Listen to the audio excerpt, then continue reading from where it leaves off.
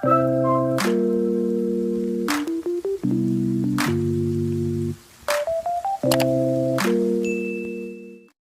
Welcome to mission KVS.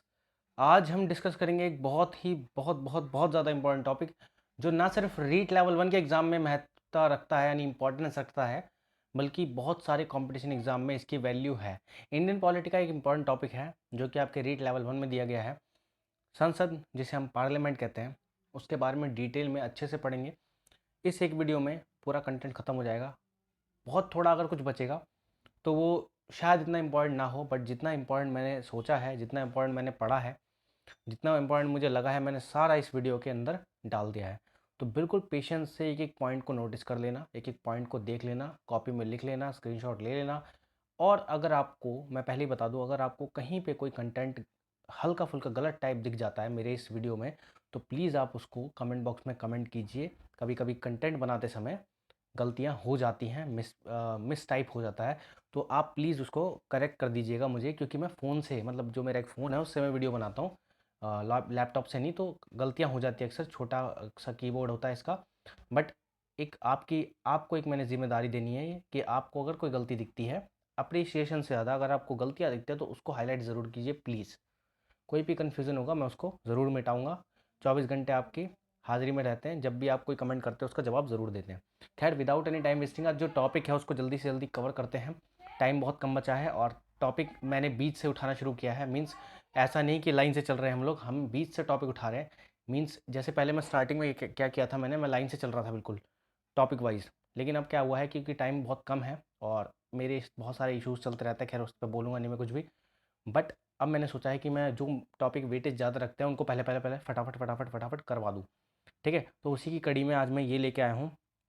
जो आप संसद है, वो एक तरीके से प्राइमरी इंस्टीट्यूशन ऑफ डेमोक्रेसी यानी लोकतंत्र की प्राथमिक संस्थाएं 3 होती हैं: विधायिका, कार्यपालिका, न्यायपालिका।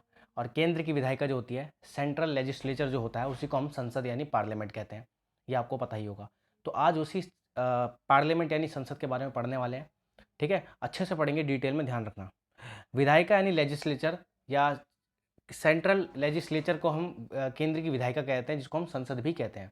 विधायिका कह लो, केंद्र की विधायिका कह लो, उसको हम संसद ही कहेंगे। ठीक है, राज्य स्तर पे जो विधायिका होती है उसको विधान परिषद, विधानमंडल में बांट देते हैं।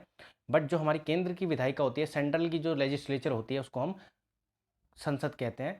ठीक है, तो जो संसद होती है हमारी, वो अमूमन पार्लियामेंट, संसद का जिक्र आर्टिकल 79 टू 122 तक किया गया है। मतलब पार्लियामेंट के बारे में सारी चीज़ें इसके अंदर डिस्कस कर दी गई है। ये मेजर आर्टिकल्स हैं। तो 79 में संसद के बारे में डिस्कस किया गया है कि भारतीय राज्य की एक संसद होगी, पार्लियामेंट होगी, जो 3 समूह से मिलकर बनी होगी। अमूमन आप लोगों को पढ़ाया जाता है कि संसद 2 लोगों से दो हाउस से मिलकर बन जाती है, एक अपर हाउस, एक लोअर हाउस। जबकि ऐसा नहीं है, संसद में एक पोजीशन और होती है जिसके बारे में अभी हम डिस्कस करने वाले हैं। देखो, संसद में होता है पहला लोकसभा, जिसका जिक्र आर्टिकल 81 में किया गया है। इसको लोअर हाउस कहते हैं। अमूमन हम लोग इसको अपर हाउस कह देते हैं। इसका नाम में वजन ज़्यादा है ना, इसलिए इसको कह देते हैं अपर हाउस है। ये नहीं, ये लोअर हाउस है। ठीक है, और लोअर हाउस इसलिए भी है, वो मैं रीज़न बाद में बताऊंगा, पहले ही पढ़ लेते हैं। आर्टिकल 81 में इसका जिक्र किया गया है। आर्टिकल 80 में राज्यसभा यानी अपर हाउस का जिक्र किया गया है। और इसके साथ संसद का कंप्लीट करता है राष्ट्रपति, प्रेसिडेंट। प्रेसिडेंट को इसमें नहीं पढ़ेंगे, प्रेसिडेंट भी पढ़ना है हमें। प्रेसिडेंट पार्ट 2 में पढ़ लेंगे, क्योंकि संसद में तीनों अंगों को पढ़ना जरूरी है। अगर उसने संसद बोला है सिलेबस में, तो हमें संसद को ही पढ़ना है। लोकसभा राज्यसभा पढ़ के छोड़ नहीं देना है। अगर आपको कहीं पे लोकसभा राज्यसभा ही पढ़ाया जाता है, तो प्लीज़ आप राष्ट्रपति भी पढ़िए, क्योंकि संसद में तीनों चीज़ों को महत्वपूर्ण स्थान या प्लेस दिया गया है। तो लोकसभा का जिक्र आर्टिकल 81 में किया गया है, इसे लोअर हाउस कहते हैं। राज्यसभा यानी अपर हाउस, इसको आर्टिकल 80 में कहा गया है। अब राज्यसभा और लोकसभा के बीच में डिफरेंस, इसको अपर हाउस क्यों कहते हैं, इसको लोअर हाउस क्यों कहते हैं? एक तो एज फैक्टर, यहाँ पे एज 30 होती है मैक्सिमम, और मिनिमम एज 30 होती है, और इसमें मिनिमम एज 25 होती है। इसके अलावा एक एज और एक चीज़ और है, ये परमानेंट हाउस होता है, जबकि ये परमानेंट हाउस नहीं होता। इसी चक्कर में इसे लोअर हाउस भी कह देते हैं, इसको अपर हाउस। लेकिन पॉपुलर हाउस ये होता है, इसको हम पॉपुलर हाउस कहते हैं। ठीक है, इसको अच्छे से डिस्कस करेंगे।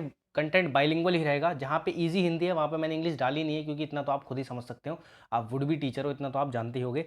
जहाँ पे लगा मुझे कि हाँ भाई जेन्युइन इंग्लिश की ज़रूरत पड़ रही है यहाँ पे, मैंने बहुत सारी जगह इंग्लिश भी लगाई हुई है, तो बाइलिंगुअल वालों को भी दिक्कत, मतलब इंग्लिश वालों को भी दिक्कत नहीं होने वाली है, ठीक है। बाकी मैं बोलता तो अक्सर इंग्लिश हिंदी मिक्स ही हूँ, ठीक है। लोकसभा, लोअर हाउस, पहले लोकसभा पढ़ेंगे फिर राज्यसभा पढ़ेंगे, एक मेजर कंपैरिजन लास्ट की एक स्लाइड में कर लेंगे अपने आप ही। लोकसभा राज्यसभा खत्म, सारे आर्टिकल खत्म, पॉइंट टू पॉइंट, कोई दिक्कत होने वाली नहीं आपको, ठीक है। लोकसभा निम्न सदन, इसको लोअर हाउस कहते हैं, लोकप्रिय सदन कहते हैं यानी पॉपुलर हाउस कहते हैं, और लोगों का सदन पीपल्स हाउस कहते हैं इसको। लोकसभा को हम ये तीनों नामों से पुकारते हैं। आर्टिकल 81 में लोकसभा के गठन और संरचना, composition and structure of Lok Sabha बताया गया है आर्टिकल 81 में। आर्टिकल 81 में साफ साफ कहा गया है कि लोकसभा का गठन और कंपोजिशन और स्ट्रक्चर बताया गया है, ठीक है। और आर्टिकल 81 में लोकसभा के सदस्यों के चुनाव यानी इलेक्शन कैसे होगा लोकसभा के सदस्यों का, उसके बारे में, लोकसभा के सदस्य का मतलब मेंबर है ना, लोकसभा के सदस्यों का इलेक्शन कैसे होगा इसका भी जिक्र आर्टिकल 81 में किया गया है। लोकसभा के सदस्यों का जो इलेक्शन होता है वो डायरेक्ट मेथड से होता है, वयस्क मताधिकार द्वारा। वयस्क मताधिकार यानी 18+ के जो हमारे वोटर्स होते हैं वो अपने लोकसभा के सदस्यों को चुनते हैं। जैसे हमने आज प्राइम मिनिस्टर नरेंद्र मोदी हैं जो बने हैं, ये लोगों ने चुना है इनको, इनकी पार्टी को, इनके लोगों को डायरेक्ट वोट डाल के, तभी तो ये बने हैं, ठीक है। और इनको किस लोकसभा के सदस्य को यानी लोकसभा के मेंबर्स को कैसे इलेक्ट किया जाता है, फास्ट पास द पोस्ट प्रणाली, यानी जो सबसे ज़्यादा वोट जिसको मिलते हैं वो जीतता है वाला मेथड जो होता है ना, फास्ट पास द पोस्ट प्रणाली, उससे चुना गया, इस मेथड से इनका इलेक्शन होता है, ठीक है। इसी मेथड से, डायरेक्ट मेथड होता है, जनता खुद अपना इनरोल करती है, खुद को इनरोल करती है इस टाइप के इलेक्शन में। जबकि राज्यसभा वाले में क्या होता है, उसमें जनता का कोई रोल नहीं होता, उसकी बात अलग है, उसको हम खुद समझेंगे, ठीक है। अभी लोकसभा का इलेक्शन, लोकसभा के मेंबर्स का इलेक्शन कैसे होता है पता चल गया, आगे चलते हैं, ठीक है। योग्यता, एलिजिबिलिटी क्या होनी चाहिए अगर आपको एक लोकसभा का नेता बनना है, लोकसभा का कोई मेंबर बनना है, तो उसके लिए आपकी कुछ एलिजिबिलिटी क्राइटेरिया होता है। वो एलिजिबिलिटी क्राइटेरिया यानी योग्यता का क्राइटेरिया क्या होता है, सबसे पहला भारत का नागरिक हो, people of India, he should be और she should be the people of India. ये उसका जो नेटिव प्लेस होना चाहिए वो इंडिया होना चाहिए, इंडिया का नागरिक होना चाहिए, ठीक है। दूसरा, कम से कम 25 साल की आयु, 25 वर्ष का बंदा तो होना चाहिए, 25 ईयर्स का तो होना ही चाहिए। इसके अलावा पागल या दिवालिया ना हो भाई, साइको वगैरह ना हो, कहीं से लुटा पिटा ना हो बैंक से, ये सारे क्राइटेरिया भी होते हैं, बट मेजर ये 2 क्राइटेरिया होते हैं, एक तो एज, एक तो भारत का नागरिक। एक नोट है, house of the people Lok Sabha को कब कहा गया था, 1954 में, 1 नंबर का नोट है, लिख सकते हो, आ जाएगा तुम्हारे काम, ठीक है। लोकसभा की सदस्य संख्या, मेंबर्स ऑफ लोकसभा का स्ट्रक्चर जो होता है वो आपको समझना बहुत जरूरी है, ये स्ट्रक्चर बहुत काम आता है। प्रेजेंट टाइम में क्या स्ट्रक्चर है, मतलब कितनी सीट्स हैं टोटल लोकसभा में, और वो सीट्स कैसे कैसे बटी हुई हैं, उन सीट्स का डिवीजन कैसे है, और एक्चुअल में कितनी सीट है लोकसभा की और उनका डिवीजन कैसे है, ये आज आपको मैं इतनी सरलता से बता दूंगा कि इसके बाद आपको कहीं से दिक्कत होगी नहीं, ठीक है। तो पहले हम प्रेजेंट का पढ़ लेते हैं। प्रेजेंट में सदस्य संख्या यानी टोटल सीट कितनी है लोकसभा की, प्रेजेंट में लोकसभा की टोटल सीट है 545, 545। अब इस 545 का डिवीजन कैसे किया गया है, इस 545 का डिवीजन एक तो क्या है 543 से, और एक क्या है टू एंग्लो इंडियन, आर्टिकल 331 के तहत राष्ट्रपति, ये 2 एंग्लो इंडियन को राष्ट्रपति चुनता है, आर्टिकल 331 के तहत ये पावर राष्ट्रपति के पास होती है। लेकिन बाकी के जो बचे 543 ये हमारे स्टेट और यूटी यानी यूनियन टेरिटरी से चुन के आते हैं। अब कितने स्टेट से आते हैं और कितने यूनियन टेरिटरी से, ये भी पढ़ेंगे। अब ये एंग्लो इंडियन आपको बता दूं कि ये होते क्या हैं। एंग्लो इंडियन क्या होते हैं कि जब आज़ादी का टाइम चल रहा था तो 30% के आसपास जो हमारे यूरोपीय मूल के लोग थे, यूरोपीय रीजन के लोग थे, वो लोग इंडिया में रह गए, इंडियन से ही किसी से शादी कर ली और उनसे संतान पैदा वैदा हो गई, तो वो सारे एंग्लो इंडियन कहलाते हैं। तो उनको हमारे कॉन्स्टिट्यूशन में खास करके आरक्षण दे रखा है, एक होता है ना आरक्षण को छूट दे रखी है। देखो इनको कम से कम 2 सीट तो इनकी फिक्स होती है, 2 एंग्लो इंडियन होना ज़रूरी है, और वो एंग्लो इंडियन अगर इलेक्ट होकर नहीं आते तो उसका राष्ट्रपति अपने आप ही चुन लेता है। तो राष्ट्रपति आर्टिकल 331 के तहत 2 एंग्लो इंडियन कहाँ चुनता है, संसद के लिए, पार्लियामेंट के लिए, ठीक है। और स्टेट असेंबली जो होती है या स्टेट काउंसिल्स जो होती हैं उसके उसमें राज्यपाल जो होता है, हमारा गवर्नर होता है, वो आर्टिकल 333 के तहत चुनता है 1 एंग्लो इंडियन। वो हम जब विधानसभा वाले चैप्टर पढ़ेंगे उसमें पढ़ेंगे, ठीक है। अब इस 543 सीट्स का डिवीजन कैसे होता है, इस 543 सीट्स का डिवीजन 2 पार्ट में होता है। एक तो 530 सदस्य, 530 मेंबर्स जो होते हैं वो स्टेट से आते हैं, और बाकी के 13 मेंबर्स जो होते हैं वो यूटी यानी यूनियन टेरिटरी, केंद्र शासित प्रदेशों से आते हैं। ये तो होगा आपका प्रेजेंट का। अभी जो चल रहा है हाल फिलहाल में टोटल सीट का डिवीजन वो ऐसा है, लेकिन एक्चुअल में कितनी हो सकती है, मैक्सिमम कितनी हो सकती है, अधिकतम सदस्य संख्या कितनी है लोकसभा की, वो है 552, 552। अब इस 552 का डिवीजन कैसे होता है, 552 में से 552 अलग हट जाती हैं, और बाकी के 2 एंग्लो इंडियन, ये जो 2 है ये एंग्लो इंडियन अपने आप राष्ट्रपति चुन लेता है आर्टिकल 331 के तहत। अब 550 का डिवीजन कैसे होता है, 530 तो आते हैं अपने स्टेट से और बाकी के 20 जो सदस्य होते हैं वो हमारे आते हैं यूनियन टेरिटरी से। तो ये है, इतने हो सकते हैं, बट प्रेजेंट में इतनी सीट्स हैं हमारी लोकसभा में, इतनी सीट्स। अब प्रेजेंट में इतनी हैं और इतने हो सकते हैं, इसके बीच में एक फैक्ट है, मैं बता दूं। आर्टिकल जो 84th संविधान संशोधन या अमेंडमेंट हुआ था 2001 में, 84th, उसके अनुसार जो ये सदस्य संख्या है वो 2026 तक ऐसी ही रहेगी। यानी 545 लोकसभा की सीटें 2026 तक ऐसी ही रहेगी जब तक नया अमेंडमेंट नहीं होता कॉन्स्टिट्यूशनल। ठीक है, एक 1971 में हुआ था अमेंडमेंट, उसके तहत 545 हुई थी, ये कम थी थोड़ी। बट जो 80, ये वाला आपको याद रखना है कि 84वां जो 84th कॉन्स्टिट्यूशनल अमेंडमेंट हुआ था उसके तहत जो number will be remain unchanged till 2026। 2026 तक की संख्या 545 ही रहेगी। 2026 के बाद अगर कोई नया अमेंडमेंट आता है कॉन्स्टिट्यूशन में तब जाके इस नंबर को चेंज किया जा सकता है, लेकिन तब तक ये ऐसी ही रहेगी।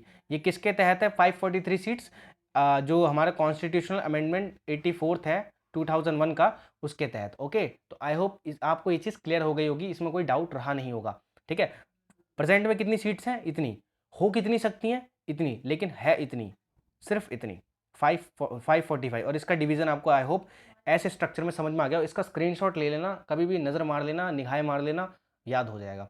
होना चाहिए, पता होना चाहिए भाई, स्ट्रक्चर भी तो पता होना चाहिए। टेन्योर, इसका टेन्योर आर्टिकल 83 के सेक्शन 2 में दिया गया है कि भाई टेन्योर यानी कार्यकाल कितना होगा लोकसभा का। तो देखो अमूमन जो लोकसभा का कार्यकाल होता है 5 साल का होता है, लेकिन अगर हमारा प्रधानमंत्री यानी प्राइम मिनिस्टर जी चाहे तो इसको उससे 5 साल से पहले भी डिसॉल्व कर सकते हैं। किसकी सलाह पर, किसको सलाह देकर, राष्ट्रपति को। राष्ट्रपति के पास पावर नहीं है डिसॉल्व करने की, वो सिर्फ अगर प्रधानमंत्री कहता है तो वो डिसॉल्व कर सकता है, अदरवाइज वो अपनी मर्जी से नहीं कर सकते। राष्ट्रपति के पास हालांकि पावर तो बहुत है, बट उसका एक्चुअल यूज़ कौन करता है, हमारे प्रधानमंत्री। जैसे एक तरीके से ये एग्जांपल थोड़ा ऑड हो जाएगा, बुरा मत मानना। जैसे एक तरीके से जो एक हस्बैंड होता है उसके घर में सारी पावर मेनली उसी के पास होती है, बट उसका सारा यूज़ वाइफ कर लेती है कहीं ना कहीं। तो इसी तरीके से जो हमारे प्रेसिडेंट है उनके पास खूब पावर है, लेकिन उसका यूज़ प्रधानमंत्री करते हैं। ठीक है, नाम मात्र के पावरफुल हैं हमारे राष्ट्रपति, बट कई कई मामलों में राष्ट्रपति की पावर बढ़ जाती है। खैर ये भी हम पढ़ेंगे। इसके बाद राष्ट्रीय आपातकाल, नेशनल इमरजेंसी, इंदिरा गांधी के टाइम पे लगी थी जो, याद है आपको। उस समय क्या था, जो अब उसके तहत ये बोला गया है कि लोकसभा का कार्यकाल 1 साल के लिए बढ़ाया जा सकता है, क्योंकि इलेक्शन का कोई सिनेरियो नहीं होता। राष्ट्रीय आपातकाल लगा है, नेशनल इमरजेंसी लगी है, उस समय आपको लोकसभा आपकी खत्म हो गई, मान लो 5 साल कंप्लीट हो गए, उसका 1 साल और बढ़ाया जा सकता है, एक्सटेंड कर सकते हैं उसको, क्योंकि नेशनल इमरजेंसी है। ठीक है, लोकसभा के पदाधिकारी, ऑफिशियल्स ऑफ द लोकसभा। अब लोकसभा में बहुत सारे पदाधिकारी होते हैं, यानी ऑफिशियल्स होते हैं बहुत सारे, जिनके बारे में हमें डिस्कस करना ज़रूरी है, क्योंकि हमें पता भी होना चाहिए। देखो ये सिर्फ रीट में काम नहीं आएगा, ये रीट के अलावा आप जितने भी पेपर दोगे कहीं ना कहीं आपको ये टॉपिक इंडियन पॉलिटिक्स का ज़रूर देखने को मिलता है। तो एक तरीके से मान लो कि आपका एक बार में सारा कवर हो रहा है, तो कोई दिक्कत वाली बात ही नहीं है। ठीक है, प्रोटेम स्पीकर, सबसे पहले जो पदाधिकारी यानी ऑफिशियल्स होते हैं वो प्रोटेम स्पीकर होते हैं। इनके काम बता देता हूँ, उनकी नीड बता देता हूँ क्या है हमारे लिए। देखो प्रोटेम जो लोकसभा की पहली बैठक में राष्ट्रपति लोकसभा के सबसे वरिष्ठ सदस्य को अस्थायी तौर पर लोकसभा का अध्यक्ष बना देता है। In the first sitting of the Lok Sabha the president temporarily appoints the most senior member of the Lok Sabha as the speaker of the Lok Sabha. देखो मोस्ट सीनियर मेंबर जो होता है लोकसभा का, उसको प्रोटेम स्पीकर बनाते हैं। देखो ऐसा प्रोटेम स्पीकर का पद या पोस्ट क्यों है, देखो जब क्या होता है कि जब लोकसभा का इलेक्शन हो जाता है, इलेक्ट हो जाता है, कोई पार्टी जीत जाती है, तो एकदम से पहले दिन जाके थोड़ी ना हाँ भाई चलो काम करना शुरू करो, ये करो वो करो, नहीं, पहले सबको शपथ दिलानी होती है। ठीक है, अब शपथ दिलाने का काम कौन करता है, ये प्रोटेम स्पीकर ही करता है। लोकसभा के सभी सदस्यों को शपथ दिलाने का काम प्रोटेम स्पीकर ही करता है। प्रोटेम स्पीकर ही स्पीकर को चुनता है। ये प्रोटेम स्पीकर टेम्परेरी रूप में चुना जाता है, जब तक लोकसभा का स्पीकर और डिप्टी स्पीकर नहीं चुना जा सकता, यानी लोकसभा के अध्यक्ष और उपाध्यक्ष नहीं चुने जाते, या डिप्टी स्पीकर और स्पीकर नहीं चुने जाते, तब तक प्रोटेम स्पीकर रहते हैं, और जैसे ही वो चुन लिए जाते हैं वैसे ही हट जाते हैं। ठीक है, लोकसभा सांसदों को शपथ दिलाता है। शपथ दिलाने का काम करते हैं भाई कि शपथ लो कि मैं भारतीय देश का नागरिक अपनी पूरी निष्ठा के साथ सारे कार्यों का निर्वहन करूंगा, ऐसे करके कुछ लाइन होती है, तो ये दिलवाते हैं प्रोटेम स्पीकर। ठीक है, ये पूछ लेता है कि लोकसभा अध्यक्ष और उपाध्यक्ष और लोकसभा के सदस्य को शपथ कौन दिलाते हैं, तो वो प्रोटेम स्पीकर दिलाते हैं। ठीक है, अध्यक्ष और उपाध्यक्ष यानी अपने स्पीकर और डिप्टी स्पीकर जो होते हैं, उनका चुनाव होने तक टेम्परेरी रूप से ये सारे सदन यानी हाउस का संचालन करता है, हाउस को चलाते हैं सारे हाउस को। ठीक है, प्रोटेम स्पीकर। अब हमारे लोकसभा अध्यक्ष यानी स्पीकर, इनका जिक्र आर्टिकल 93 में साफ साफ किया गया है। स्पीकर का जिक्र मैं बता दूं कैसे कैसे क्या चीज़ें। अध्यक्ष का कार्यकाल देखो लिखा है हिंदी में, लेकिन इंग्लिश में बता दूंगा, ये इजी हिंदी है इसलिए इसका इंग्लिश ज़्यादा नहीं। जो हमारा अध्यक्ष है यानी जो हमारे स्पीकर का टेन्योर कितने ईयर का होता है, 5 ईयर का टेन्योर होता है, 5 साल के लिए चुने होते हैं, ठीक है। अध्यक्ष पद की कोई अलग से शपथ नहीं होती, इनकी कोई अलग से शपथ नहीं, इनकी कोई अलग से शपथ नहीं होती। देखो अध्यक्ष पद यानी जो पोस्ट ऑफ स्पीकर है, इसकी कोई अलग से शपथ नहीं होती, ठीक है। जब प्रोटेम स्पीकर शपथ दिलाते हैं ना, स्टार्टिंग में जो पहला दिन होता है, दूसरा दिन होता है शपथ का, उसी समय जो हमारे स्पीकर है वो भी अपनी शपथ ले लेते हैं अपने पोस्ट के लिए, ठीक है। और अलग से इनकी कोई शपथ होती नहीं है, ठीक है। पहले लोकसभा अध्यक्ष, first speaker of the Lok Sabha कौन थे? गणेश वासुदेव मावलंकर। और पहली महिला अध्यक्ष, पहली वुमेन स्पीकर कौन थी? फर्स्ट वुमेन स्पीकर थी मीरा कुमार। लेकिन प्रेजेंट में हमारे जो लोकसभा के स्पीकर हैं वो हैं ओम बिरला, ठीक है। ये प्रेजेंट स्पीकर है लोकसभा के। करंट अफेयर भी हो गया आपका। आर्टिकल 94 में क्या कहा गया है कि the speaker of Lok Sabha will submit his resignation to the deputy speaker. Lok Sabha अध्यक्ष अपना त्यागपत्र उपाध्यक्ष यानी डिप्टी स्पीकर को देगा, ना कि राष्ट्रपति को, ठीक है। लोकसभा का अध्यक्ष जो होता है यानी स्पीकर होता है, वो अपना रेजिग्नेशन लेटर यानी त्यागपत्र किसको देगा? डिप्टी स्पीकर को देगा। ये चीज ध्यान रख लेना, रट लेना इस लाइन को, ठीक है। लोकसभा अध्यक्ष को 2/3 बहुमत से हटाया जा सकता है, मगर 14 दिन पहले उन्हें सूचित करना अनिवार्य है। The speaker of the Lok Sabha can be removed by the 2/3 of the majority, but it is mandatory to inform him 14 days in advance. उनको 14 दिन पहले बताना होगा कि हाँ भाई हम आपको पद से हटाने के लिए एक प्रस्ताव लेके आ रहे हैं सदन में। ये नहीं कि अचानक से गए और बोले चलो भाई चलो हटो हटो हटो, ऐसा सिस्टम नहीं होता। एक सिस्टमैटिक तरीके से 14 दिन पहले आपको इन्फॉर्म करना जरूरी होता है, ठीक है। लोकसभा अध्यक्ष को हटाने का प्रस्ताव, प्रपोजल केवल लोकसभा में ही लाया जा सकता है। जो हमारा लोकसभा स्पीकर होते हैं उनको उनके पद से हटाने के लिए, रिमूव करने के लिए, ठीक है, लोकसभा में ही प्रस्ताव आता है। प्रपोजल कहाँ आता है? लोकसभा में ही आता है, ना कि राज्यसभा में। ये लोकसभा की एक पावर भी है। लोकसभा जो स्पीकर होता है उसके कुछ वर्क होते हैं, मेजर वर्क, उसको पढ़ लेते हैं क्या क्या होते हैं। लोकसभा जो लोकसभा की बैठक होती है यानी जो उसकी मीटिंग्स वगैरह होती है, उसकी अध्यक्षता यानी प्रेसाइड करते हैं यानी अध्यक्षता करते हैं किसकी? लोकसभा की मीटिंग्स की। मतलब कौन कितना बोलेगा प्रश्नकाल पे, यानी क्वेश्चन आवर में कौन कितना बोलेगा, 0 आवर में कौन कितना बोलेगा, किसको कितना टाइम मिलेगा, कौन कितना बोल सकता है, ठीक है, कौन किस टॉपिक पे बोलने वाला है, ये सारी चीज़ों का ध्यान हमारे लोकसभा स्पीकर ही रखते हैं। आर्टिकल 100 के सेक्शन 4 में साफ साफ कहा गया है कि सदन में गणपूर्ति, कोरम ना होने पर लोकसभा अध्यक्ष सदन को स्थगित कर देते। इसको आप ऐसे समझिए कि आपके क्लास में अगर 30 बच्चे हैं, 30 में से अगर आपके क्लास में 2 बच्चे आए हैं, तो क्या वो क्लास चल पाएगी उस दिन? नहीं चल पाएगी। तो ऐसे ही लोकसभा में अगर मान लो 545 सदस्य हैं और बहुत कम सदस्य आए हैं और कोरम पूरा नहीं है, कोरम मतलब कम से कम 1/10 सदस्य होना जरूरी है। 545 में से 1/10 सदस्य अगर लोकसभा में नहीं आते तो कोरम पूरा नहीं होता। और अगर कोरम पूरा नहीं होता तो वो कुछ समय के लिए सदन को स्थगित कर सकते हैं, यानी कुछ समय के लिए रोक सकते हैं। सदन को भंग नहीं कर सकते, स्थगित कर सकते हैं। सदन को भंग करने का यानी पूरी तरीके से डिसॉल्व करने का, खत्म करने का काम राष्ट्रपति का होता है प्रधानमंत्री की सलाह पर। लेकिन सदन को कुछ देर के लिए स्थगित कर देना, रोक देने का काम कि भाई ये सेशन यहीं पे स्टॉप कर दो, ये काम लोकसभा अध्यक्ष का होता है। वो भी तब जब कोरम पूरा ना हो। कोरम कब पूरा होता है? जब 545 में कम से कम 1/10 सदस्य लोकसभा में मौजूद हो, ठीक है। कोई भी विधेयक यानी कोई भी बिल मनी बिल है या नहीं, इस बात की कंफर्मेशन कौन करता है? लोकसभा स्पीकर करता है, ओके।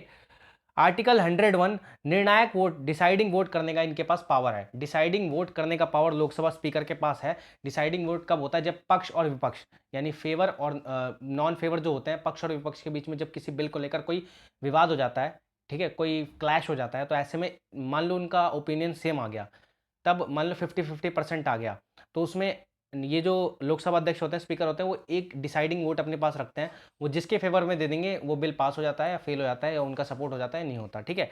तो इनके पास डिसाइडिंग वोट का अधिकार होता है, डिसाइडिंग वोट देने का, ठीक है। लोकसभा के सभी संसदीय समिति यानी पार्लियामेंट्री कमेटीज के अध्यक्षों की नियुक्ति लोकसभा अध्यक्ष करते हैं। देखो पार्लियामेंट की बहुत सारी कमेटी होती है, पार्लियामेंट के अंदर बहुत सारी काम करने के लिए कमेटीज बनाई गई हैं।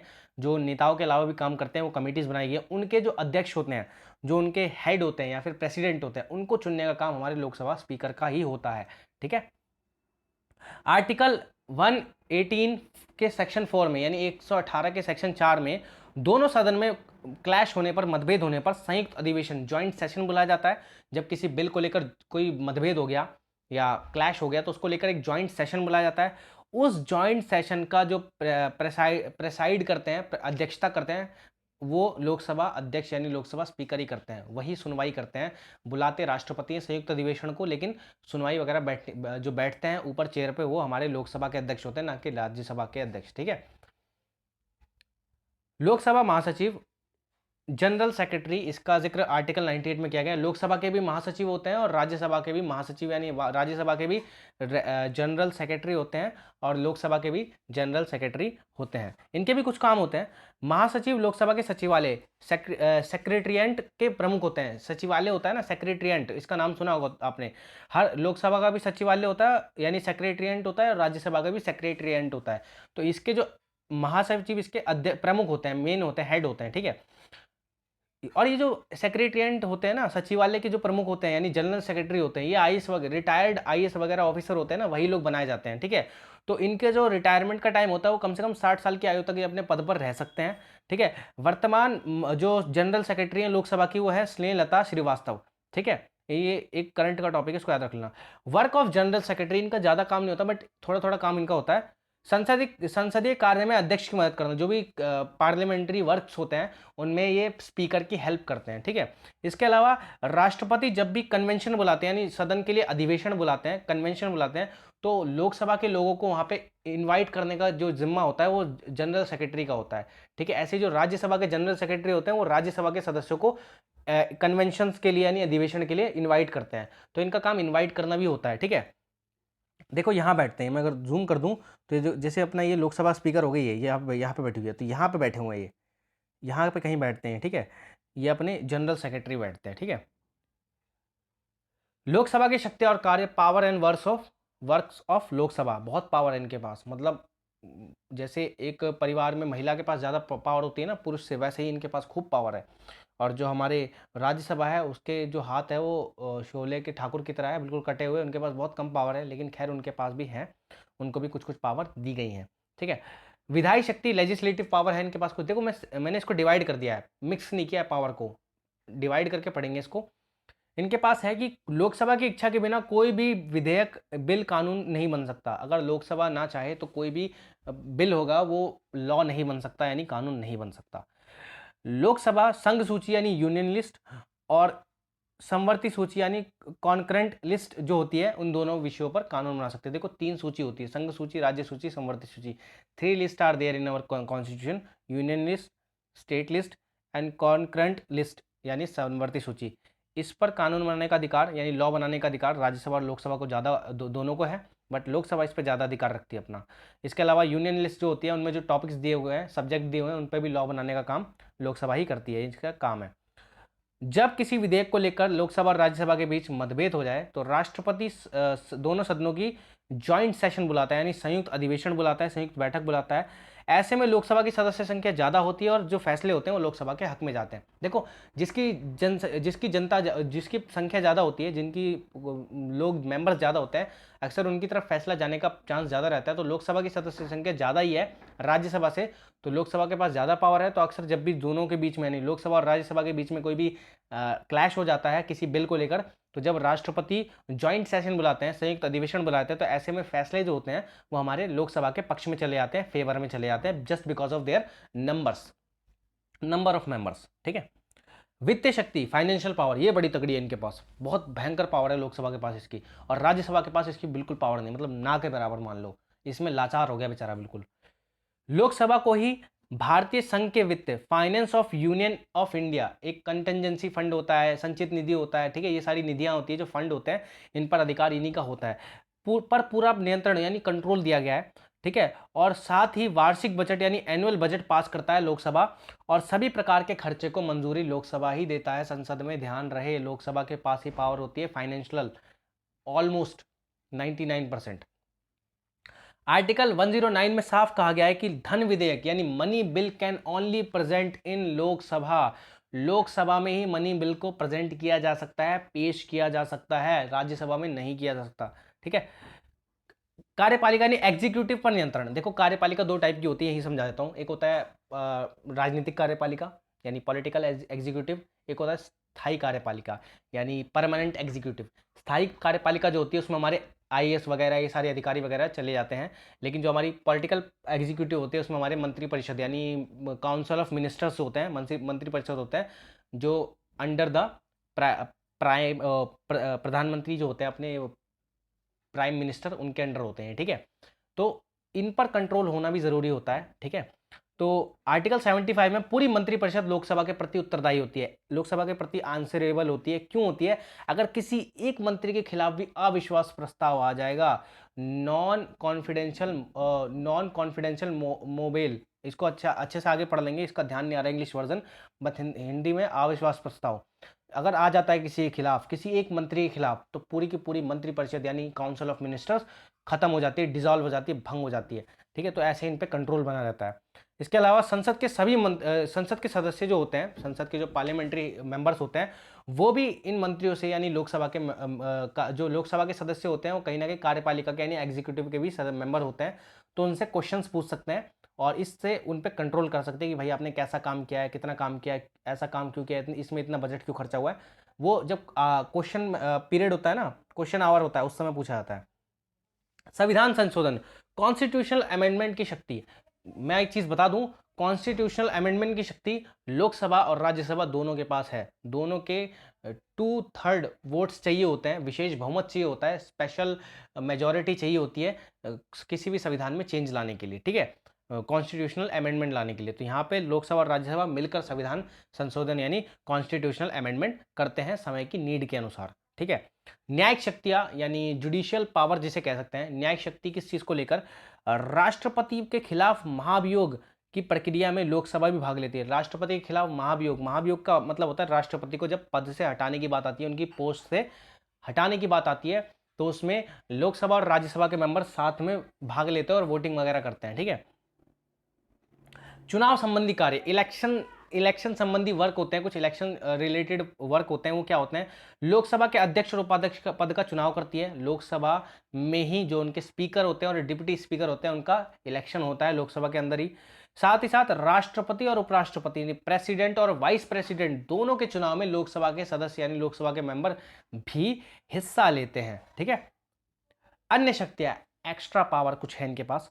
लोकसभा राज्यसभा के साथ मिलकर संघ में यानी यूनियन में, अपने भारत जो यूनियन है उसमें नए राज्य न्यू स्टेट्स को शामिल कर सकती है और राज्यों के क्षेत्रों की सीमा, जो उनके बॉर्डर्स की सीमा है उनको बढ़ा सकती है और नया नाम भी बदल सकती है। जैसे मैं एग्जांपल दे दूं, आंध्र प्रदेश में जो अपना तेलंगाना वगैरह है उसको अलग कर दिया, आंध्र प्रदेश को अलग कर दिया, तेलंगाना अलग कर दिया। ये कैसे हुआ? ये किसके तहत हुआ? लोकसभा और राज्यसभा की एक शक्ति है उसके तहत हुआ। ये यूनियन में थोड़ा बहुत बदलाव कर सकते हैं। ये शायद हमारा अनुच्छेद 1 और 2 में बोला गया है कि संघ और राज्य में बदलाव किया जा सकता है, लोकसभा और राज्यसभा की शक्ति है। ठीक है, अब अपना राज्यसभा, लोकसभा पूरा कंप्लीट, कोई दिक्कत परेशानी हो कमेंट बॉक्स में मार देना कमेंट, दिक्कत खत्म कर देंगे, कोई दिक्कत वाली बात नहीं है ऐसी। ठीक है, जहां हमारे को परेशानी होगी हम बताएंगे, जहां आपको परेशानी होगी आप बताना, बट साथ निभाए रखना अपना, बिल्कुल पेशेंस से चलेंगे। राज्यसभा, राज्यसभा को उच्च सदन यानी अपर हाउस या स्थायी सदन यानी परमानेंट हाउस भी कहा जाता है। ठीक है, आर्टिकल 80 में राज्यसभा के कंपोजिशन और स्ट्रक्चर की बात कही गई है, यानी गठन और संरचना की बात कही गई है।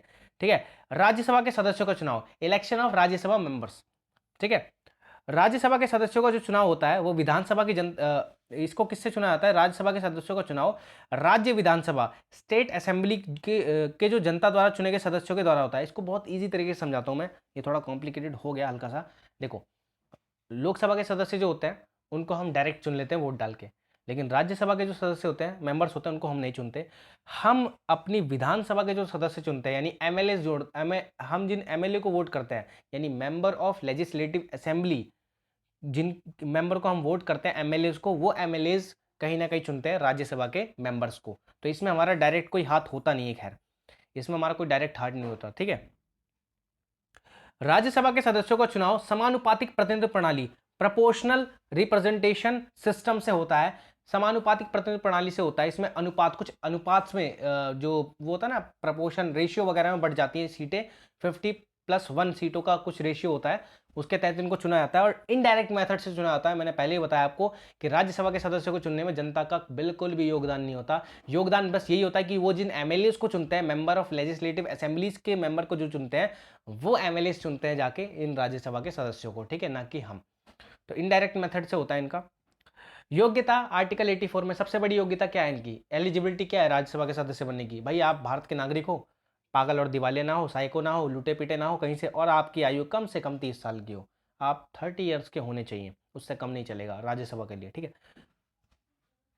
कार्यकाल टेन्योर, इसका जिक्र आर्टिकल 83 के सेक्शन 1 में किया गया है। जितने भी सेक्शन लिखवा रहा हूँ इसको ध्यान से लिख लेना, नोट जरूर बना लेना भैया, आपके बहुत काम आने वाला है ये, बहुत ज़्यादा। और ये जो मेजर टॉपिक अब एग्जाम के करीब आने पे इसलिए करवाए जा रहे हैं ताकि फ्रेश याद रहे। अगर इसको पहले करवा देते तो शायद आपको याद भी नहीं रहते, क्योंकि पुराने हो जाते टॉपिक।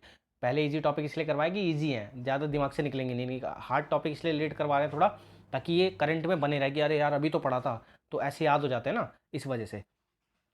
राज्यसभा देखो, कार्यकाल यानी टेन्योर राज्यसभा के मेंबर्स का होता है, ना कि राज्यसभा का। ये चीज़ याद रखना, मैंने बहुत जगह देखा है, मैं किसी की बुराई नहीं करना चाहता, जो कि मुझे बिल्कुल भी पसंद नहीं है। बट एक चीज़ है कि अगर हम पढ़ा रहे हैं तो हमें एक चीज़ बहुत सही पढ़ानी चाहिए कि राज्यसभा का कभी कोई टेन्योर होता ही नहीं है, क्योंकि राज्यसभा एक परमानेंट हाउस है। टेन्योर होता है राज्यसभा के मेंबर्स का। हमेशा याद रखना, राज्यसभा के मेंबर्स का कार्यकाल यानी टेन्योर होता है, राज्यसभा का टेन्योर नहीं होता, क्योंकि राज्यसभा परमानेंट हाउस है, उसको कभी भी डिसॉल्व किया ही नहीं जा सकता, ठीक है। तो इसको चीज को याद रख लेना, दिमाग में नोट डाल लेना इसका। कहीं से कुछ गलत पढ़ा हो तो उसको मिटा देना, क्योंकि अब यहाँ पे ठीक बता रहा हूं मैं। राज्यसभा के मेंबर्स का जो होता है वो होता है टेन्योर, राज्यसभा के मेंबर्स का टेन्योर यानी कार्यकाल होता है। लेकिन राज्यसभा का, अपने जो राज्यसभा है अपर हाउस है, उसका कोई टेन्योर होता ही नहीं, क्योंकि टेन्योर कैसे होगा जब वो डिसॉल्व ही नहीं हो सकती, खत्म ही नहीं की जा सकती, तो उसका टेन्योर कहां से होगा, ठीक है। राज्यसभा एक स्थायी यानी परमानेंट हाउस है जो कभी भंग यानी डिसॉल्व नहीं होती, लेकिन इसके सदस्यों का कार्यकाल 6 साल का होता है। लोकसभा के सदस्यों का टेन्योर 5 साल का, इनके सदस्यों का 6 साल का। एक टाइम था जब जब हमारे इमरजेंसी लगी थी ना, ये एक एक्स्ट्रा पॉइंट बता रहा हूँ, याद रखना। जब हमारी आपातकाल लगा था तो उस समय जो कुछ कॉन्स्टिट्यूशन में चेंज हुए थे, आर्टिकल 42 43 समथिंग, उसमें कुछ चेंजेस हुए थे, तो उसके तहत लोकसभा के भी जो कार्यकाल था वो 6 साल का कर दिया गया था। लेकिन फिर मोरारजी देसाई की सरकार आई थी तो उन्होंने वापस से इसको 5 साल का कर दिया था। ये एक एक्स्ट्रा नोट हो गया, याद रख सकते हो, ठीक है। राज्यसभा में हर 2 साल के बाद 1/3 सदस्य रिटायर होते हैं और नए सदस्य आते हैं। हर 2 साल में 1/3 सदस्य रिटायर हो जाते हैं और नए सदस्य आते हैं। ये राज्यसभा की बात है, ठीक है। सबसे पहले राज्यसभा का जो गठन हुआ था, जो इनका कंप्लीशमेंट हुआ था, वो कॉन्स्टिट्यूटेड कब हुआ था? ये 3 अप्रैल 1952 को राज्यसभा कॉन्स्टिट्यूटेड हुई थी, और इसकी पहली बैठक यानी फर्स्ट मीटिंग इसकी 13 मई 1952 को हुई थी, ठीक है। पहले राज्यसभा को काउंसिल ऑफ स्टेट्स कहते थे, लेकिन 1954 के बाद इसको राज्यसभा कहा गया, यानी अपर हाउस, राज्यसभा, ये सब कहा गया। पहले इसको काउंसिल ऑफ स्टेट्स कहते थे किसके, और 1954 के बाद इसको राज्यसभा कहा जाने लगा। राज्यसभा की सदस्य संख्या, जैसे मैंने लोकसभा के मेंबर्स बताए ना कि कितने 545 टोटल मेंबर है प्रेजेंट में, वैसे 552 हो सकते हैं। वैसे ही राज्यसभा का बता देता हूँ, छोटा ही है इसका। तो राज्यसभा में मैक्सिमम सदस्य संख्या कितनी हो सकती है? 250। मैक्सिमम नंबर्स ऑफ मेंबर कितने हो सकते हैं? 250 हो सकते हैं। अब लेकिन प्रेजेंट में कितने हैं? प्रेजेंट में मेंबर हैं 245, ठीक है। Current strength of Rajya Sabha in is 245 है करंट मेंबर। अब इन 245 में से 229 सदस्य स्टेट से आते हैं और 4 सदस्य यूटी यानी यूनियन टेरिटरी से आते हैं, ठीक है। बाकी के बचे जो 12 सदस्य हैं उनको हमारे राष्ट्रपति चुनते हैं। और किस किस एरिया से चुनते हैं? राष्ट्रपति इन 12 सदस्यों को लिटरेचर से, साहित्य से, साइंस से, आर्ट से यानी कला से, और सोशल सर्विस यानी समाज सेवा, इन 4 क्षेत्रों से चुनते हैं। हमारे जो यहाँ के 12 सदस्य आते हैं चुन, तो आप देखते हो ना, चुन उनके आते हैं। कोई क्रिकेटर आ गया जैसे सचिन तेंदुलकर थे, और ऐसी कोई समाज सेवक आ गया, और कोई साइंस के मामले में अच्छा करने वाला राज्यसभा में पहुंच जाता है, ठीक है। इनको एक तरीके से आरक्षण टाइप का है कि 12 सदस्य तो राष्ट्रपति ही चुनेंगे, ये उनके पास है। तो ये पूरा स्ट्रक्चर हो गया राज्यसभा का। टोटल कितने हो सकते हैं? 250, लेकिन प्रेजेंट में कितने हैं? 245। उन 245 में से 229 स्टेट से आते हैं और 4 किससे आते हैं? यूनियन टेरिटरी से। और बाकी के बचे 12 राष्ट्रपति यानी प्रेसिडेंट चुनते हैं। किन एरियाज से? 4 एरियाज से, literature, science, art and social service, ठीक है। आई होप आपको इतना क्लियर हो गया होगा। आगे चलते हैं फटाफट, टाइम देखें। ओह 34 मिनट। राज्यसभा के पदाधिकारी, राज्यसभा ऑफिशियल, इनको भी पढ़ लेते हैं, ठीक है। एक होता है इनमें सबसे बड़ा चेयरपर्सन, जैसे हमारे में स्पीकर होता है लोकसभा में, वैसे इसमें होता है चेयरपर्सन।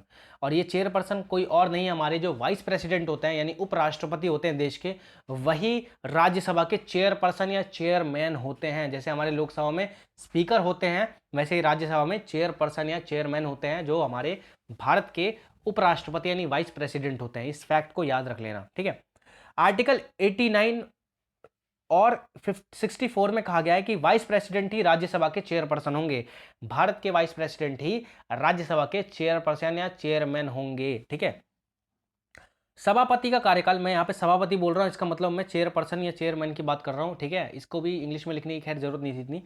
सभापति यानी चेयरपर्सन का कार्यकाल टेन्योर 5 साल का होता है। इनका 5 साल का क्यों होता है? क्योंकि इनको राज्यसभा के सदस्य नहीं चुनते हैं। अगर राज्यसभा के सदस्य इलेक्ट करते हैं इनको तो 6 साल का होता है। इनका 5 साल का है क्योंकि जिन एमएलए को हम चुनते हैं वो इनको चुनते हैं, इस वजह से इनका जो कार्यकाल है वो 5 साल का होता है, ठीक है।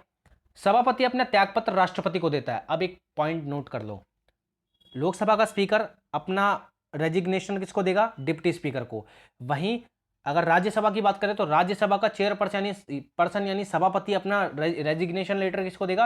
राष्ट्रपति को देगा। ये चीज याद रख लेना, ठीक है, क्योंकि ये चेयरपर्सन के साथ साथ देश का उपराष्ट्रपति भी तो है, वाइस प्रेसिडेंट ही तो है। तो वाइस प्रेसिडेंट से ऊपर कौन हुआ? प्रेसिडेंट। तो ये उनको देता है अपना रेजिग्नेशन लेटर। ये थोड़ा सा हल्का सा डिफरेंस था, इसको याद रख लेना।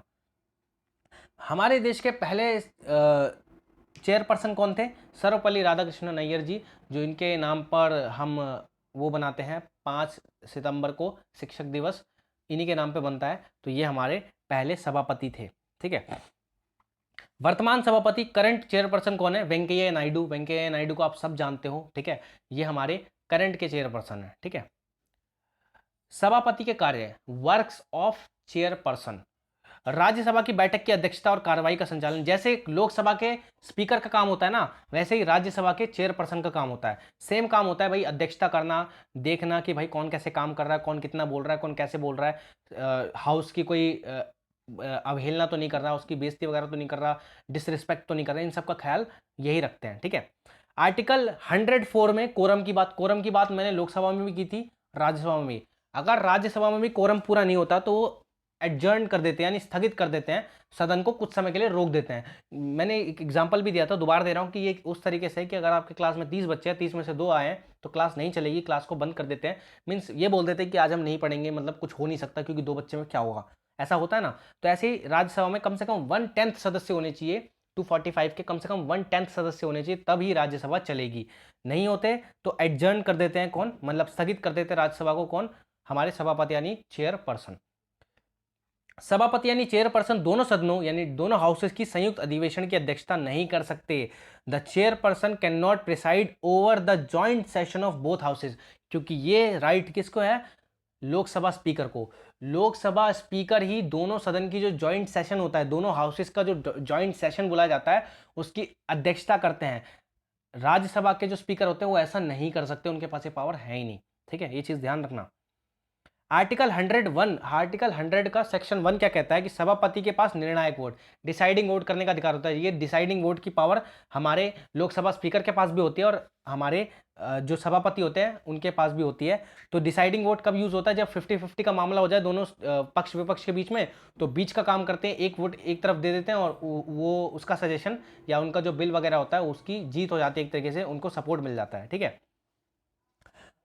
उपसभापति, डिप्टी चेयरमैन, आर्टिकल 89 में डिप्टी चेयरमैन की बात की गई है। देखो, जैसे हमारे स्पीकर और डिप्टी स्पीकर होते हैं, वैसे ही हमारे चेयरमैन या चेयरपर्सन और डिप्टी चेयरपर्सन होते हैं। इनका जिक्र आर्टिकल 89 में किया गया है। अब डिप्टी चेयरमैन जो होते हैं ना, इनका कार्यकाल यानी टेन्योर 6 साल का होता है। वो क्यों होता है? क्योंकि इनको राज्यसभा में मौजूद सदस्य ही चुनते हैं, ठीक है। उपसभापति को राज्यसभा के सदस्य ही चुनते हैं, ठीक है। उपसभापति जो होते हैं, डिप्टी चेयरमैन होते हैं, उनको राज्यसभा के सदस्य ही चुनते हैं। इसके बाद उपसभापति जो यानी डिप्टी चेयरमैन होते हैं या डिप्टी चेयरपर्सन जो होते हैं, उनका टेन्योर 6 साल का होता है। 6 साल का क्यों होता है? क्योंकि ये भी राज्यसभा के ही एक मेंबर होते हैं। तो हमें पता है कि राज्यसभा के मेंबर्स का कार्यकाल यानी टेन्योर 6 साल का होता है, तो इनका भी टेन्योर 6 साल का होता है। वहीं जो हमारे चेयरपर्सन होते हैं, यानी जो हमारे सभापति होते हैं या जो हमारे वाइस प्रेसिडेंट ऑफ इंडिया होते हैं, उनका टेन्योर 5 साल का होता है। ठीक है, ये चीज ध्यान रखना। सभापति की अनुपस्थिति में यानी एब्सेंस में जो उपसभापति होते हैं यानी डिप्टी चेयरमैन होते हैं, वही सारा काम कार्यभार संभालते हैं। ये उस तरीके से जैसे अगर आपके स्कूल के प्रिंसिपल नहीं है तो उसकी जगह पे वाइस प्रिंसिपल काम संभालेंगे। अब आर्टिकल 98 में जनरल सेक्रेटरी का बारे में हमने लोकसभा में पढ़ा था, क्योंकि लोकसभा का भी एक जनरल सेक्रेटरी होता है जो सेक्रेटरिएट यानी सचिवालय का प्रमुख होता है, हेड होता है। ऐसे ही राज्यसभा का भी सेक्रेटरिएट होता है यानी सचिवालय होता है, और उसका प्रमुख जनरल सेक्रेटरी यानी हेड जनरल सेक्रेटरी ही होता है। इनके भी कुछ काम है, पढ़ लेते हैं। The secretary general is appointed by the chairman only, यानी सेक्रेटरी जो सेक्रेटरी जनरल होता है, महासचिव होता है, उसको सिर्फ उपराष्ट्रपति ही अपॉइंट कर सकता है। ठीक है, महासचिव राज्यसभा के सचिवालय का प्रमुख होता है। The secretary general is the head of the secretariat of the Rajya Sabha.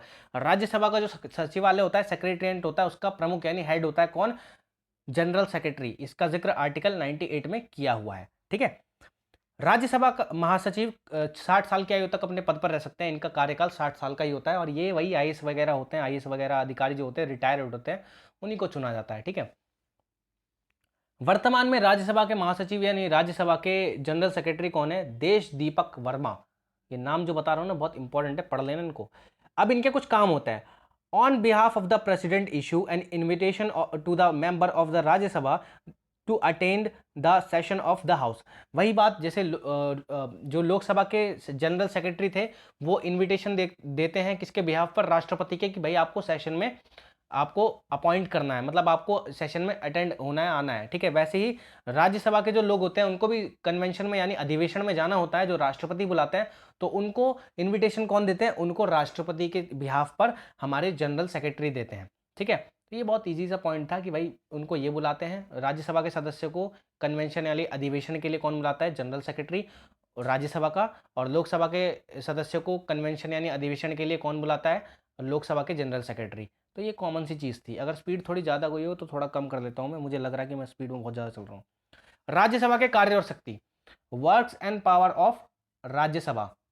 Work and power of Rajya Sabha, विधान संबंधी अधिकार, लेजिस्लेटिव पावर। इनके पास भी कुछ लेजिस्लेटिव पावर होती है, लेकिन हालांकि इनके पास बहुत कम पावर है, बट जो भी है मैं पढ़ना तो है।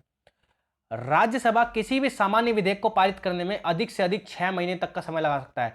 Rajya Sabha can take up to the 6 month to pass any general bill. Money bill की बात नहीं हो रही यहाँ पे, कहीं आप इसमें मनी बिल घुसेड़ लो, मनी बिल को अलग हटाओ। कोई भी जनरल बिल, सामान्य विधेयक अगर पास होता है लोकसभा से, तो राज्यसभा उसको कम से कम अपने पास 6 महीने तक टाल सकते, रख सकती है। लेकिन जहां बात आ जाती है मनी बिल की, ठीक है, मैं एक चीज़ और बता दूं, मनी बिल की पहले बता दे रहा हूँ कि मनी बिल को 14 दिन के लिए राज्यसभा के पास पहुंचाया जाता है। 14 दिन में अगर वो पास नहीं करते तो अपने आप पास मान लिया जाता है। अब धन विधेयक को छोड़कर एक्सेप्ट मनी बिल, अगर अन्य कोई विधेयक होता है, कोई भी अलग जनरल बिल होता है, उसको लोकसभा की जगह राज्यसभा में भी पेश किया जा सकता है। मनी बिल को छोड़कर कोई भी अलग से बिल हो, जनरल बिल हो, उसको हम राज्यसभा में पेश कर सकते हैं, मनी बिल को नहीं कर सकते, क्योंकि मनी बिल सिर्फ लोकसभा में लाया जा सकता है। वित्तीय शक्तियाँ, फाइनेंशियल पावर। फाइनेंशियल पावर के नाम पे तो बड़े कंगले हैं ये, मतलब बेइज्जती नहीं मार रहा मैं, दिल पे मत लेना, बट बहुत कंगले हैं, क्योंकि इनके पास ज़्यादा पावर है ही नहीं। वित्तीय मामलों में राज्यसभा को बहुत कम शक्ति दी गई है, यानी फाइनेंशियल स्टेटस देखा जाए तो उसके तहत इनको बहुत कम पावर दी गई है।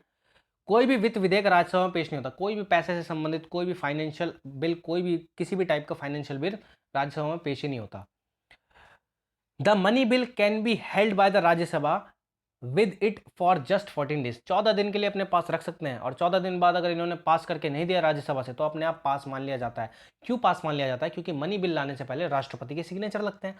राष्ट्रपति जब सिग्नेचर कर देता है तो उसके बाद लोकसभा में पास हो जाता है। लोकसभा में पास हो गया तो राज्यसभा अगर 14 दिन बाद पास नहीं करती तो पास हो जाता है अपने आप ही। ठीक है,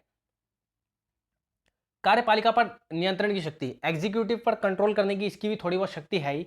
कार्यपालिका पर राज्यसभा का ज्यादा नियंत्रण नहीं होता, मगर राज्यसभा के सदस्य मंत्रियों से उनके काम से संबंधित प्रश्न पूछ सकते हैं। राज्यसभा के मेंबर्स जो होते हैं, वो जो सरकार है उनसे पूछ सकती है कि भाई आपने कितना काम किया, कैसा काम किया, ये सब पूछ सकती है, और इससे थोड़ा बहुत कंट्रोल कर सकती है। अदरवाइज तो इतना कोई कंट्रोल है नहीं। आर्टिकल 75 में कहा गया है कि the entire council of minister, यानी मंत्री परिषद जो होती है, is answerable to the Lok Sabha, so the Lok Sabha has more control over the council of minister. Rajya Sabha के ऊपर राज्यसभा का कोई कंट्रोल है ही नहीं काउंसिल ऑफ मिनिस्टर्स यानी मंत्री परिषद पर, राज्यसभा का कोई कंट्रोल नहीं है। काउंसिल ऑफ मिनिस्टर्स यानी मंत्री परिषद पर पूरा पूरा कंट्रोल लोकसभा का ही होता है आर्टिकल 75 के तहत। वही उनके प्रति आंसरेबल होती है। अगर एक के खिलाफ अविश्वास प्रस्ताव आया तो पूरी मंत्रिपरिषद यानी काउंसिल ऑफ मिनिस्टर प्रधानमंत्री सहित भंग हो जाती है, डिसॉल्व हो जाती है। ठीक है। राज्यसभा, ये हाँ ये आ गया अविश्वास प्रस्ताव की इंग्लिश, भूल गया था मैं इसको। राज्यसभा को अविश्वास प्रस्ताव मोशन ऑफ नो कॉन्फिडेंस द्वारा मंत्रियों को हटाने का, डिसॉल्व करने का कोई पावर है ही नहीं, क्योंकि अविश्वास प्रस्ताव यानी मोशन ऑफ नो कॉन्फिडेंस सिर्फ और सिर्फ लोकसभा में ही लाया जा सकता है, राज्यसभा में नहीं लाया जा सकता। संविधान संशोधन करने का अधिकार, कॉन्स्टिट्यूशनल अमेंडमेंट के मामले में लोकसभा और राज्यसभा एक ही नाव के दो सवारी हैं, क्योंकि दोनों के साथ मिलने से ही कॉन्स्टिट्यूशनल अमेंडमेंट हो सकता है, संवैधानिक संशोधन हो सकता है, वरना नहीं हो सकता। न्यायिक शक्ति, जुडिशियल पावर भी इनके पास कुछ है। उपराष्ट्रपति के खिलाफ पद से हटाने का प्रस्ताव, उपराष्ट्रपति को अगर उनकी पोस्ट से हटाने का प्रपोजल आता है कहीं, तो वो सबसे पहले राज्यसभा में ही लाया जा सकता है, उसके बाद लोकसभा में लाया जाता है। तो उपराष्ट्रपति को पहले राज्यसभा में ही हटाने का प्रपोजल आता है। ठीक है।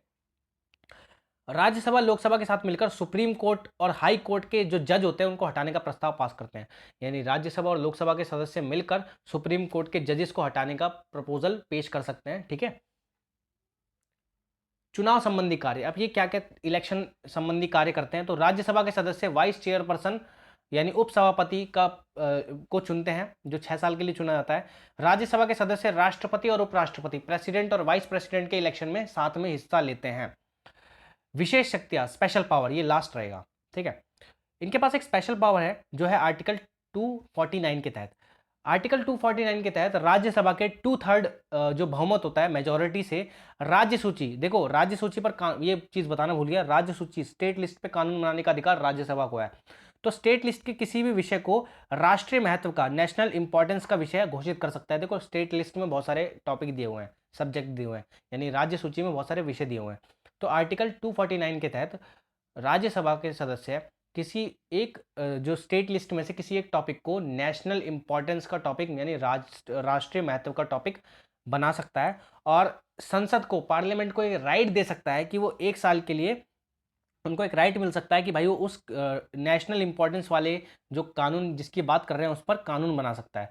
यानी इन शॉर्ट कहा जाए तो राज्यसभा जो होता है वो 2/3 बहुमत से यानी 2/3 मेजोरिटी से स्टेट लिस्ट जो होती है उसका किसी भी एक टॉपिक को नेशनल इंपॉर्टेंस, राष्ट्रीय महत्व का टॉपिक बोल देता है। उसके बाद संसद उसके बाद जाकर उस टॉपिक पर 1 साल के लिए उनको अधिकार मिल जाता है, पावर मिल जाता है संसद को कानून बनाने का, तभी मिलता है। ये एक स्पेशल पावर होगी किसकी, राज्यसभा की। इसके अलावा और कोई खास स्पेशल पावर है नहीं। ठीक है। तो ये था हमारा लास्ट। आई होप आपको सेशन पसंद आया होगा। मैंने सारी चीज़ें क्लियर करने की कोशिश की है, कुछ छोड़ने की कोशिश नहीं की है। तो अगर आपको वीडियो पसंद आई हो तो भाई ये 3 जो बिंदु दिख रहे हैं, लाइक, शेयर और सब्सक्राइब के, अपनी श्रद्धा से करवा देना लोगों को। और बाइलिंगुअल ही रखा है, अगर कुछ समझ में ना आया हो कहीं पे तो कमेंट बॉक्स खुला रहता है, ज़रूर कमेंट कीजिए, किसी को इग्नोर नहीं किया जाता। बाकी अपना मौज कीजिए और पढ़ाई कीजिए, बहुत कम टाइम रह गया है, अपना पूरा एफर्ट डाल दीजिए, जान लगा दीजिए, क्योंकि इस बार सिलेक्शन आपको डायरेक्ट भर्ती मिलने का चांस है, ना कि कोई आप वो होता है ना एक कि सीटेट पास कर लिया तो क्वालिफिकेशन मिल जाती है, नहीं, इस बार आपको सीधा भर्ती मिलेगी, जॉब मिलेगी। तो जितनी वीडियोस हम बना रहे हैं उसको भी देखिए, अपनी तरफ से भी एफर्ट डालिए। बाकी तो पढ़ाई जिंदाबाद, और मिशन KVS को अपना सपोर्ट देते रहेगा। वीडियो को देखने के लिए धन्यवाद। लाइक, शेयर, सब्सक्राइब जरूर कीजिएगा और अपना सपोर्ट बनाए रखिएगा। बाकी मज़े कीजिए, मौज लीजिए और जुड़े रहिए मिशन KVS के साथ। Thank you so much, bye.